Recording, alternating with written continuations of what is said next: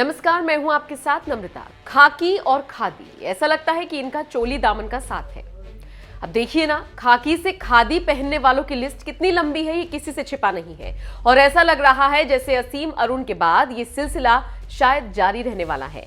इसी लिस्ट में अब एक और नाम जुड़ गया है और ये नाम है प्रवर्तन निदेशालय में ज्वाइंट डायरेक्टर के पद पर रहकर जिम्मेदारी संभाल चुके राजेश्वर सिंह का। खबर है कि राजेश्वर सिंह जल्द ही बीजेपी का दामन थाम सकते हैं। यूपी पुलिस डिपार्टमेंट से अपनी नौकरी की शुरुआत करने वाले राजेश्वर सिंह ने अपनी मेहनत और काबिलियत के दम पर ईडी के ज्वाइंट डायरेक्टर के पद तक पहुंचने का सफर तय किया।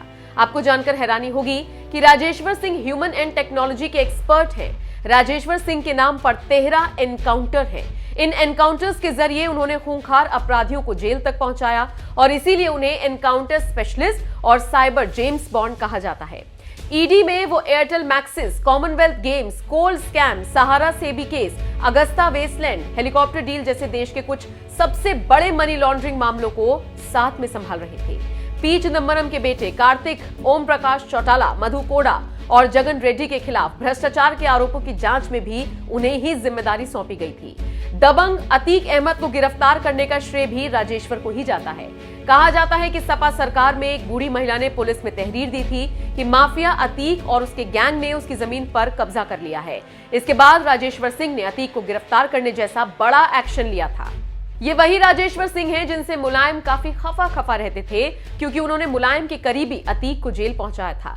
ये वही राजेश्वर सिंह हैं जिन्होंने सहारा प्रमुख सुब्रत रॉय को हाउसिंग फाइनेंस के नाम पर लोगों से गैर कानूनी तरीके से 24,000 करोड़ लेने के आरोप में जेल भिजवाया था। इतना ही नहीं, एयरसेल मैक्सिस डील को हरी झंडी देने के लिए उस वक्त के वित्त मंत्री पी चिदंबरम को भी हिलाकर रख दिया था। आपको राजेश्वर सिंह के एजुकेशन के बारे में भी बताते चलते हैं।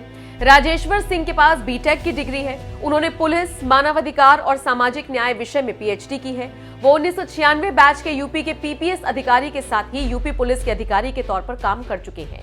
राजेश्वर सिंह की शादी आईपीएस लक्ष्मी सिंह से हुई है। आपको क्या लगता है, अगर राजेश्वर सिंह बीजेपी का दामन थामते हैं तो पार्टी को फायदा होगा? कमेंट करके अपनी राय हमें जरूर